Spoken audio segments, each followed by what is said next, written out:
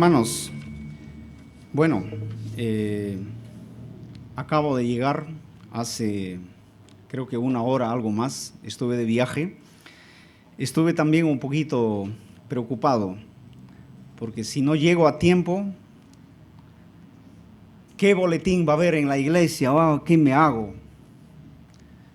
El servicio, la predicación, porque yo estaba buscando en la semana, hemos tenido una actividad no muy lejos, aquí en Cañete, era para la semana pasada, pero por el tema del paro, de la PEC y todo eso, se generó toda una incertidumbre, entonces tuvimos que postergar por una semana más para desarrollar esta actividad que hemos tenido este fin de semana. Mientras regresaba a Lima, y mientras leía también este pasaje que hemos leído, recordé lo que pasó hace, creo que ya como 20 años. En el año 2000, mientras yo estaba estudiando, tenía un profesor que su esposa era china, o sea, era de China.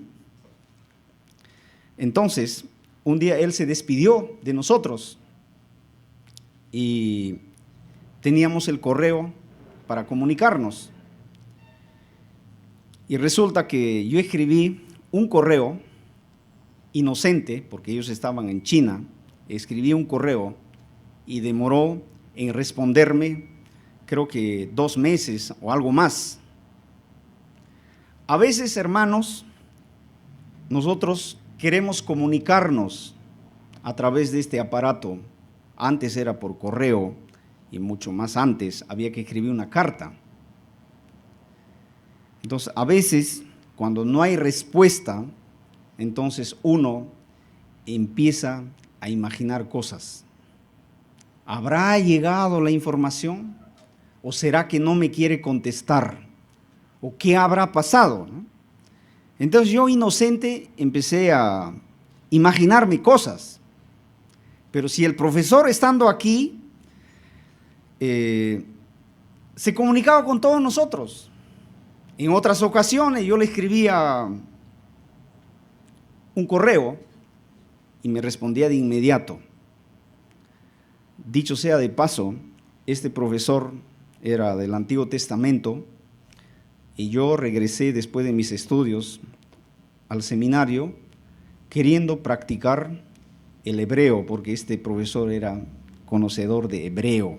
Si yo quería hablar hebreo, regresé y el profesor me dijo: ya no enseño ese curso, lo siento mucho. Bueno, podemos comunicarnos. Por eso yo empecé a comunicarme con él, pero se demoró más de 2 meses para contestarme. A veces hay situaciones urgentes que uno necesita, pues, una respuesta. Y yo dije, mira, si él me ha dicho que yo le escriba y que me va a atender y todavía se toma el tiempo, no sé, o será que no me quiere contestar. Estaba imaginando cosas. Luego me entero de que toda información que ingresa a China tiene que pasar un filtro. Primero tiene que pasar un filtro. Hay cosas que no pasa para ese lado, hay cosas que se quedan en ese filtro. Entonces, eso era el problema, no es que el profesor no tenía tiempo, ahora ya no me quiere atender, o por qué se demora tanto. Ese era el problema, por eso se demoró ese tiempo para responderme. Y hace poco, un amigo mío, un profesor mío también estuvo en Cuba. Creo que en estos tiempos también hay algunos lugares donde la comunicación es difícil. Así nomás no ingresan ciertos productos, ciertas informaciones. Entonces la situación se hace difícil y este profesor, este amigo, me acaba de confirmar eso, que en Cuba no hay una buena señal para recibir informaciones o ciertas cosas igual tienen que pasar por un filtro. ¿Por qué menciono esto? Hermanos, en esta en este pasaje que hemos leído, también el tema de la comunicación era difícil. Dice que escribe el anciano. ¿A quién escribe? ¿A quién escribe? A la señora elegida. ¿Y quién es ese anciano? ¿Y quién es esa señora elegida? Y esa señora elegida tiene hijos. Y algunos hijos están en la verdad, practican la verdad, pero no todos. Incluso esa señora elegida, según el verso 13, tenía una hermana. Entonces, en esas circunstancias, o eso es lo que leemos aquí en Segunda de Juan. ¿Por qué se escribe así Segunda de Juan? El tema, al parecer, creo que en los días de Juan, ser cristiano no era fácil. Dar testimonio de Cristo no era fácil. Escribir algo de la vida cristiana, también para esto había ciertas restricciones. Por eso él no pone su nombre, simplemente dice el anciano. Ojo, él no dice un anciano, no es un anciano cualquiera, es el anciano, el presbítero. Es algo particular, casi podríamos decir, es algo único, que todo el mundo le conocía a él como el presbítero. Se pone ese título, así era conocido. En cambio, la señora elegida, no vamos a detenernos mucho tiempo aquí, se asume que es una iglesia y sus hijos son creyentes, miembros de la iglesia. ¿Y por qué escribe así Juan? Porque en ese tiempo, o mientras él escribía estas cartas, primera, segunda y tercera de Juan, y bueno, también el libro Apocalipsis, como dije, la situación era bastante difícil. Debemos dar gracias a Dios. Estamos nosotros cómodos. Estamos bastante cómodos. Nadie nos pone trabas todavía para predicar. Todavía no tenemos presión para predicar la palabra del Señor. Pero el apóstol Juan tenía ciertas restricciones. En ese tiempo, el emperador se llamaba Domiciano. ¿Qué había decretado él? Que le rindan culto, porque él se había puesto el título Señor y Dios, y a él tenían que rendirle culto. Y la iglesia, por supuesto, se resistió a eso. ¿Quién es el Señor? El único Señor es Cristo. ¿Y cómo vamos a rendir culto? ¿Cómo vamos a adorar a un ser humano, a una persona como nosotros, por más autoridad que tenga? O sea, el emperador, en este caso Domiciano. ¿Será por eso que él escribe diciendo, el anciano a la señora elegida y a sus hijos, a quienes yo amo en la verdad?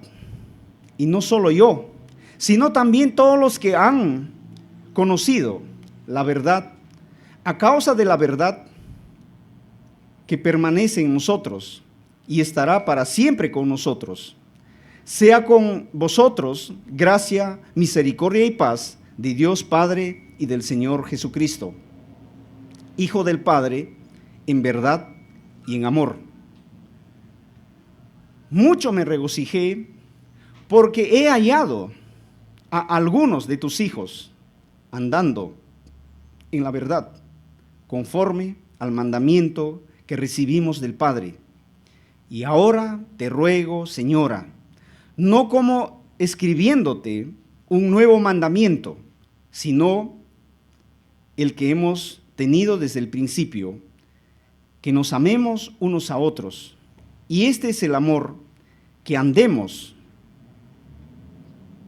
según sus mandamientos. Este es el mandamiento, que andéis en amor, como vosotros habéis oído desde el principio.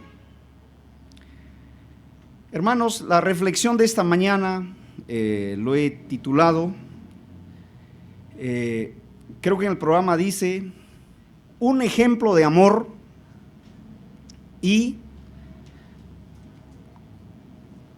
algunas demandas que tenemos de parte de nuestro Señor. También se puede llamar exhortaciones para tiempos difíciles.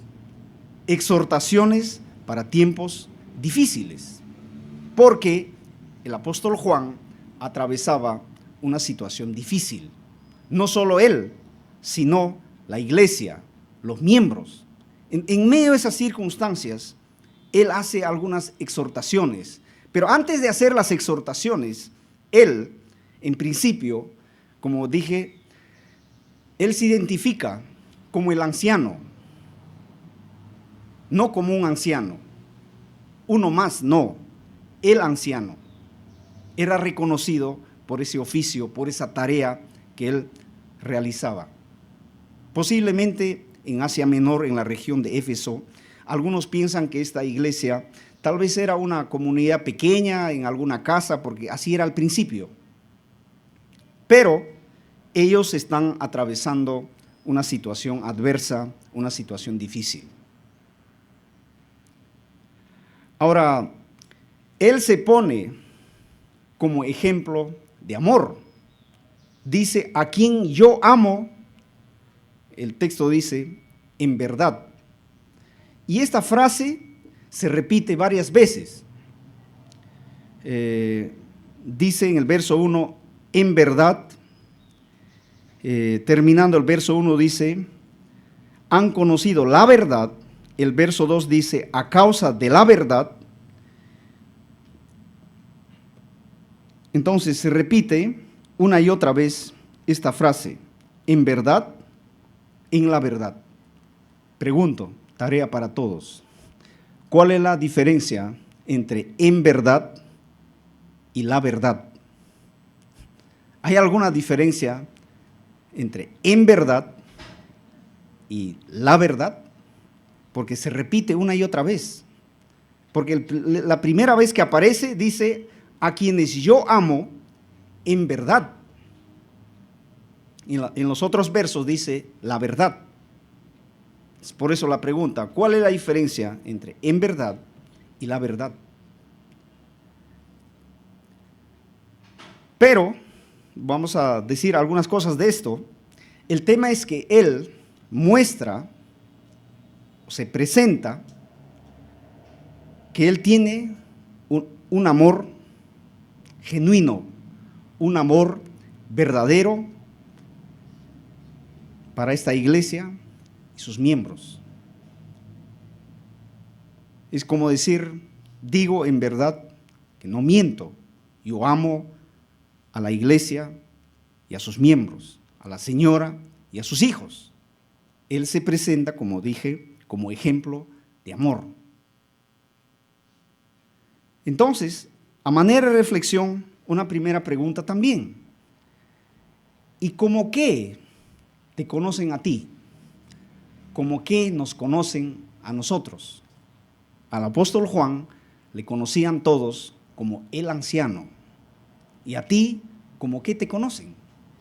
El trabajador, el puntual, el cumplidor, el esforzado, no sé, buen esposo, buen padre, no sé. ¿Cómo qué a ti te reconocen o te conocen? ¿Cómo qué te conoce la gente? ¿Cómo qué me conocen a mí? No sé, hoy estuvimos en un campamento de jóvenes, anoche, por eso estoy en medio todavía, como a las 10 de la noche, al aire libre, hemos estado predicando, entonces ya la garganta no dio mucho. Pero, curioso, estos chicos, dice que yo soy alegre, así me han dicho. Él siempre para alegre, pero creo que no, más bien yo paro apurado por aquí, no sé, pero es lo que me han dicho, no sé si, bueno, eso verán probablemente estos chicos con quienes nosotros trabajamos. Una cosa es que yo mismo diga algo de mí, que yo soy bueno, soy buen padre, soy un, no sé, esposo ejemplar, pero quien puede dar la mejor referencia es mi esposa, son mis hijos, son mis compañeros de trabajo, las personas que me conocen. Entonces, el apóstol Juan era reconocido como el anciano y su amor para la iglesia, para sus miembros, la señora y sus hijos, él presenta que tiene un amor verdadero, a quienes amo en verdad. Eso también algunos dicen que podría significar que él ama a la manera de Cristo, así como Cristo amó, un amor desinteresado, un amor genuino, un amor desprendido.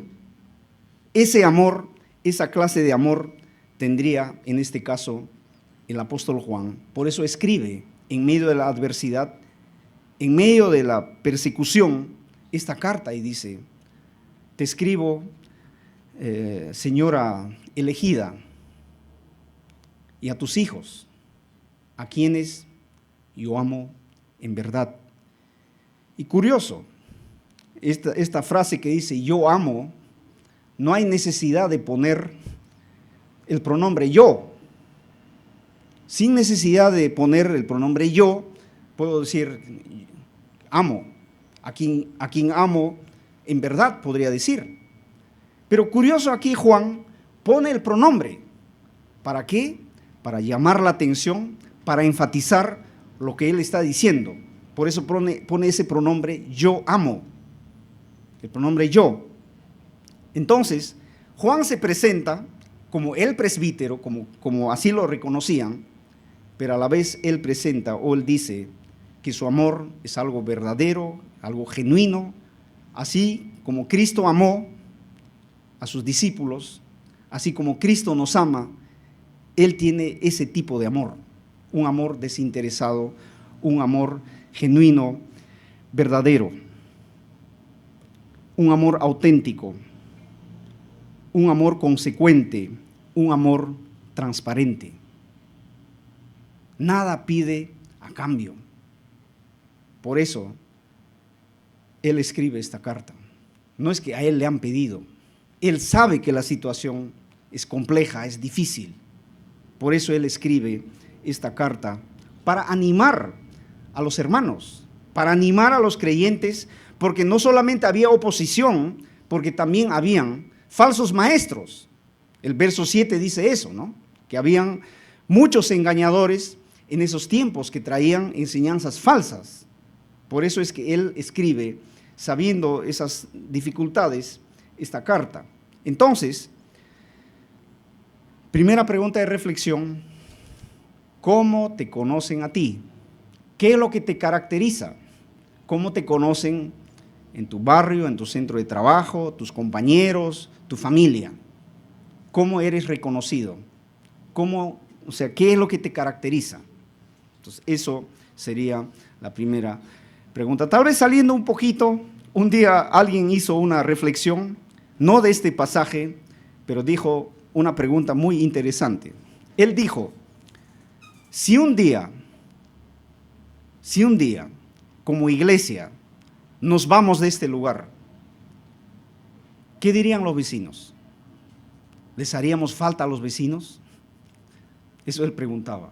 Entonces, igual podríamos decir nosotros, ¿no? Un día nosotros como persona de nuestro centro de trabajo nos vamos, nos ausentamos, no sé, ¿nos echarían de menos? ¿Les haríamos falta a nuestros compañeros de trabajo? Entonces, tenemos que pensar en eso. Entonces, apóstol Juan aquí resalta eso como primer punto de reflexión.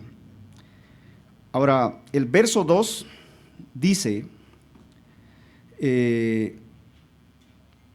la última parte del verso 1, que no solo él ama en verdad, sino también todos los que han conocido. Ahora dice la verdad. Ahora, en este caso, los que han conocido la verdad podría ser el testimonio, el mensaje que han conocido. Ellos también tienen ese mismo amor. El verso 2, a causa de la verdad que permanece en nosotros y estará para siempre con nosotros. Ahora, ¿y eso qué es? A causa de la verdad que permanece en nosotros y estará para siempre con nosotros. No será el que dijo: yo soy el camino, la verdad y la vida. Nadie viene al Padre sino por mí. Porque dice el texto: a causa de la verdad que permanece en nosotros y estará para siempre con nosotros. Entonces, en este caso, la verdad es la presencia de Cristo por medio de su Espíritu. Primera de Juan, capítulo 5, verso 6, dice algo de esto. Primera de Juan 5, 6.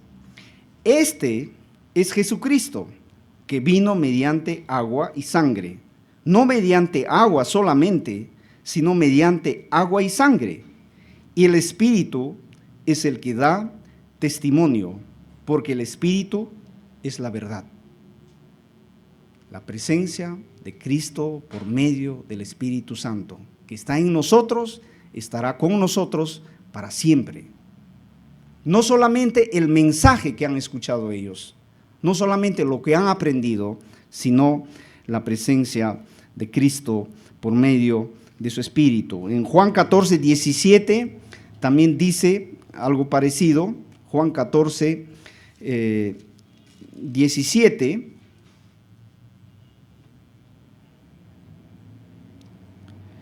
El Espíritu de verdad, al cual el mundo no puede recibir porque no lo ve ni lo conoce, pero vosotros lo conocéis porque vive con vosotros y estará en vosotros. ¿No dice 1 Corintios 6, 19 que nosotros los creyentes somos templo del Espíritu Santo? Entonces, el verso 2 creo que tiene que ver con eso. Dice: el anciano a la señora elegida y a sus hijos, a quienes yo amo en verdad, y no solo yo, sino también todos los que han conocido la verdad, a causa de la verdad que permanece en nosotros y estará para siempre con nosotros. Sea con vosotros gracia, misericordia y paz de Dios Padre y del Señor Jesucristo, Hijo del Padre, en verdad y en amor. Entonces, en la primera parte encontramos nosotros a Juan como un ejemplo de amor, que muestra a los creyentes un amor genuino, un amor verdadero, un amor desinteresado, un amor auténtico. En segundo lugar, en medio de las situaciones adversas, en medio de las situaciones difíciles, ¿qué debe hacer ahora la iglesia o el cristiano? Primero habló de él, ¿no? Como ya hemos mencionado. Ahora viene la exhortación. La exhortación, el verso 4. Mucho me regocijé porque he hallado a algunos de tus hijos andando en la verdad, conforme al mandamiento que recibimos del Padre. Me he alegrado mucho porque he encontrado que algunos de tus hijos andan en la verdad. Algunos de tus hijos, no todos. Algunos son cristianos auténticos, algunos son cristianos verdaderos, algunos ponen en práctica la palabra del Señor, algunos viven como han aprendido la palabra de Dios, así viven. He encontrado a algunos de tus hijos andando en la verdad. Y ese término, andando, el gerundio, andando, tiempo presente, o sea, continuamente, constantemente, día tras día, andaban en la verdad. No es que el domingo vino el servicio, fui al culto, me puse en contacto con el Señor, aprendí algo de la verdad, termina el servicio y luego termina esa actitud mía. No es que de vez en cuando, cada cierto tiempo, me acuerdo de la verdad. No se trata de eso. Andar en la verdad aquí es algo constante, permanente, continuamente, un estilo de vida, algo que le caracterizaba a estos hermanos. Algunos solo, algunos andaban en la verdad. Y otra pregunta de reflexión entonces, ¿y tú cómo estás andando? ¿Andas en la verdad? ¿Y yo cómo estoy o cómo estaré andando? ¿Estaremos andando en la verdad? ¿Seremos cristianos genuinos? ¿Seremos cristianos verdaderos? En nuestras obras, en nuestra práctica, ¿se ve nuestro cristianismo? ¿O solamente se ve o se refleja en el conocimiento? Es para autoexaminarnos, para evaluarnos. ¿Nosotros estamos andando en la verdad? Porque aquí el texto dice algunos, pues, no es que solamente algunos deben andar, todos deberíamos andar en la verdad. Y es por eso el apóstol Juan enfatiza este tema, del verso 5 en adelante. No es que él dice, bueno, pues es asunto de ellos, si aprendieron o no, es su tema de ellos. No, pues quieren estar así. No, ese no es el deseo de él, porque luego vienen los subjuntivos, ¿no? El modo del deseo. Su deseo es que todos anden en la verdad, que todos sean obedientes, que todos sean fieles, que todos sigan el mandamiento del amor. Todos deben estar, todos deben reflejar en su vida la palabra de Dios o el mandamiento de amor que tanto enfatiza aquí el apóstol Juan. ¿Por qué será? ¿Será que el amor es tan importante? ¿Que será que en ese tiempo, así como ahora de repente no, el amor era solamente un discurso, solamente era un deseo, como algunos dicen, es un sentimiento? ¿Qué es el amor? Es un sentimiento. Bueno, eso, definición, no tiene que ver nada con la Biblia. Según la Biblia, el amor es acción. Es acción. Porque de tal manera amó Dios al mundo y ha dado a su Hijo unigénito, para que todo aquel que en Él crea no se pierda, mas tenga vida eterna. El amor de Dios no solamente es un discurso, el amor de Dios es algo práctico. Su Hijo tuvo que derramar su sangre. Su Hijo, nuestro Señor Jesucristo, tuvo que ser crucificado para que tú y yo, el día de hoy, estemos sentados aquí. Es un amor práctico, genuino, verdadero. Entonces, mucho me regocijé porque he hallado a algunos de tus hijos andando en la verdad, conforme al mandamiento que recibimos del Padre. Esa verdad tiene que ver algo, tiene una conexión, tiene una relación con el mandamiento que ellos recibieron.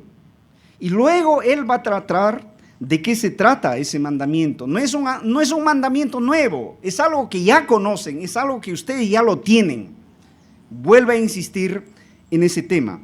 Entonces, segunda lección, todos estamos llamados a andar en la verdad. Estamos llamados a andar en la verdad, vivir nuestra fe, vivir nuestro cristianismo, vivir la palabra de Dios. Y es algo constante, algo permanente que debe caracterizarnos a todos nosotros. Finalmente, las exhortaciones que había mencionado, algunas exhortaciones. Entonces, algunos no es suficiente. Todos tienen que andar en la verdad, todos tienen que ser cristianos practicantes. Versículo 5. Y ahora te ruego, señora, no como escribiéndote un nuevo mandamiento, sino el que hemos tenido desde el principio. Se podría conectar de la siguiente manera. Y ahora te ruego, señora. ¿Qué ruega? Que nos amemos unos a otros. Entonces, primera lección, primer pedido, primer deseo del apóstol Juan que escribe esta carta es que él dice que nos amemos unos a otros. Ese es el primer subjuntivo, el modo del deseo, que nos amemos unos a otros. En el verso 4 decía, algunos están en la verdad, algunos siguen el mandamiento que hemos recibido, algunos siguen. Como no todos siguen, ahora es necesario que todos se amen unos a otros. Verso 6, y este es el amor. Como él dijo, que nos amemos, y este es el amor, que andemos según sus mandamientos. Entonces, él está refiriendo o él está apelando al mandamiento del amor. No es un nuevo mandamiento, es algo que ustedes ya han conocido, es algo que ya tienen. Y este es el amor, que andemos según sus mandamientos. Su segundo deseo es que todos anden según los mandamientos del Señor, según el mandamiento del Señor. Y el tercer deseo es, está en el verso 6, que andéis en amor. Entonces, como que cada uno de estas frases, él desarrolla, él trabaja en este texto. En el versículo 6, como he dicho, este es el amor, que andemos según sus mandamientos. ¿Y cuál es ese mandamiento del amor? Entonces, para ir terminando, repasaremos lo que ya hemos dicho en predicaciones anteriores. Juan 13:34 dice, un mandamiento nuevo os doy, que os améis, ¿qué dice? Unos a otros. Jesús dijo eso a sus discípulos. Y cuando Jesús dijo estas cosas, el apóstol Juan estaba con Jesús. Estaba muy familiarizado con estas lecciones, con estas enseñanzas. Un mandamiento nuevo os doy, que os améis unos a otros. Juan capítulo 15, verso 12, dice también, este es mi mandamiento, este es mi mandamiento, que os améis unos a otros. Otra vez Jesús dice que deben amarse unos a otros. El verso 17 del capítulo 15 de Juan, esto os mando, que os améis unos a otros. Y en este mismo libro de Primera de Juan, también en el capítulo 3, verso 11, también dice eso. Este es el mensaje que habéis oído desde el principio, que nos amemos unos a otros. Por eso él dice, no, yo no les escribo un nuevo mandamiento, ustedes ya conocen. Pero él reitera este mandamiento de amarse unos a otros, así como Cristo amó al mundo, amó a su iglesia. Ese mismo amor debemos reflejar nosotros. Si has recibido amor, si has recibido compasión, si has recibido misericordia, eso mismo tienes que hacerlo. Eso mismo tienes que dar, eso mismo tienes que reflejar.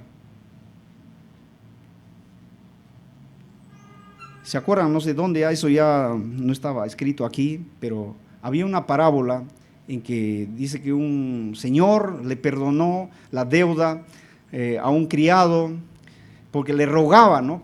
Le rogaba tanto y le perdonó. Este salió porque su señor le ha perdonado, le encontró a otro amigo suyo que le debía menos cantidad de dinero. Le agarró a golpes, le llevó a la cárcel, le maltrató hasta que lo pague. Y otro día el Señor lo encontró y dijo, ¿por qué has hecho esto? ¿Acaso yo no he tenido compasión de ti? ¿Acaso yo no te he perdonado? ¿Por qué tenías que tratar así? Entonces, si hemos recibido del amor, pues tenemos que tratar con amor. Si hemos recibido misericordia, tenemos que ser misericordiosos, tenemos que ser compasivos. Entonces, Jesús reiteradas veces decía a sus seguidores: un mandamiento nuevo os doy, que os améis unos a otros, como yo soy amado. Este es mi mandamiento, que os améis unos a otros. Esto os mando, que os améis unos a otros. En 1 Juan 3:23 también dice lo mismo. Y en 4:7, estos dos versos leemos y vamos terminando. 4:7 de 1 Juan también refiere sobre esto. Amados, amémonos unos a otros, porque el amor es de Dios. Todo aquel que ama es nacido de Dios y conoce a Dios. Amados, amémonos unos a otros, porque el amor es de Dios. En otras versiones creo que dice, porque Dios es amor. Si Dios es amor, soy su hijo, he recibido de amor, tengo que dar amor. Eso es la idea aquí. Y el verso 11 de este 1 Juan 4, amados, si Dios así nos ha amado, también debemos amarnos unos a otros. ¿Se dan cuenta? Si Dios nos ha amado, si hemos recibido amor de Dios, entonces, en consecuencia, nosotros también debemos amarnos unos a otros. Y ahora te ruego, Señora, que nos amemos unos a otros, que el amor sea genuino, que el amor sea verdadero, que el amor sea auténtico, que el amor sea desinteresado, que el amor sea algo consecuente, algo práctico, algo transparente, nada impuesto, nada obligado, que el amor sea genuino, verdadero, auténtico, transparente. Segundo deseo, y este es el amor, que andemos según sus mandamientos. Y el tercer deseo, y este es el mandamiento, que andéis en amor, como vosotros habéis oído desde el principio. Bueno, al leer estas dos cartas, me he puesto a pensar, ¿por qué es tan importante el amor? Dedica bastante tiempo el apóstol Juan escribiendo sobre el amor. No como un discurso, no como un verso, no como un poema, sino la palabra de Dios pide que el amor sea algo práctico. Entonces, en medio de la crisis, en medio de la adversidad, en medio de los tiempos difíciles, en medio de la oposición, ¿qué debía hacer esta iglesia, estos hermanos que han recibido esta carta? Deberían andar en verdad. Su cristianismo sea genuino, su cristianismo sea verdadero, que su cristianismo sea un estilo de vida. ¿Y qué más pueden hacer? Como no todos están andando así, entonces dice, ahora te ruego, te suplico, Señora, no te doy un nuevo mandamiento, que nos amemos unos a otros, que andemos según sus mandamientos. O sea, está pidiendo obediencia, fidelidad a la palabra de Dios, obediencia a la palabra de Dios, la práctica que debemos dar a la palabra de Dios, que andéis en amor, como vosotros habéis oído desde el principio. Hermanos, si nosotros vamos a vivir así, entonces muchos van a ver a Cristo en nuestra vida. Si leemos el libro de Hechos, había entre los primeros cristianos un amor genuino, verdadero, desinteresado. Los que tenían más vendían sus propiedades, traían y no habían necesitados. Los habitantes de Jerusalén se admiraban de la unidad que ellos tenían, del amor que se tenían unos a otros, de lo solidario que eran ellos, de lo desprendido que eran ellos. Hermanos, debemos reconocer que algunas cosas nosotros estamos pasando por alto, estamos dejando de lado lo más importante, algo que debe unirnos, algo que debe caracterizarnos. Eso tenemos que trabajar todos, en eso tenemos que ocuparnos, por eso tenemos que orar. No se trata solamente de leer, no se trata solamente de predicar, de decir. Tenemos que orar y retomar esas prácticas que les unían a la primera iglesia o a la iglesia primitiva. Esas prácticas que reiteradas veces, o ese mandamiento de amor al que el apóstol Juan refiere en este pasaje que hoy hemos meditado, hemos reflexionado. Hermanos, estamos notificados, estamos advertidos, no por mí, sino por la palabra del Señor. Recuerden, dice que debemos andar en la verdad, debemos ser obedientes, debemos ser fieles, y eso es lo que nos debe caracterizar. Oremos. Bendito Dios, Padre nuestro, muchas gracias, Señor, por esta palabra tuya. Lo recibimos en esta mañana con temor, reconociendo, Señor, nuestras limitaciones. No habría, Señor, no cabría ninguna excusa para decir por qué hemos dejado de lado estas cosas. Son cosas elementales, son cosas prácticas. Muchas veces hemos leído, probablemente también algunos sabemos de memoria incluso estos textos bíblicos, pero debemos también reconocer de que, Señor, muchas veces también esto lo que hemos leído, esto lo que hemos aprendido, a veces no se refleja en nuestras vidas. Perdónanos, Señor, si es que hemos pasado por alto estas enseñanzas tan elementales, tan básicas, tan importantes para nuestra vida, sobre todo para nuestro testimonio. Necesitamos retomar, Señor, este mandamiento del amor para que muchos hoy vean que somos uno, que nos amamos, Señor, sinceramente, desinteresadamente, y estamos juntos en tu obra. Somos un equipo, estamos unidos para llevar adelante esta obra tuya, para dar testimonio de ti. Que nuestro testimonio no solamente sea con nuestras palabras, no solamente con nuestro conocimiento, que nuestro testimonio sea también algo práctico, algo concreto. Guíanos, Señor, con tu Espíritu Santo, para que hagamos nosotros así tu voluntad. En el nombre de Jesús, nuestro Señor. Amén.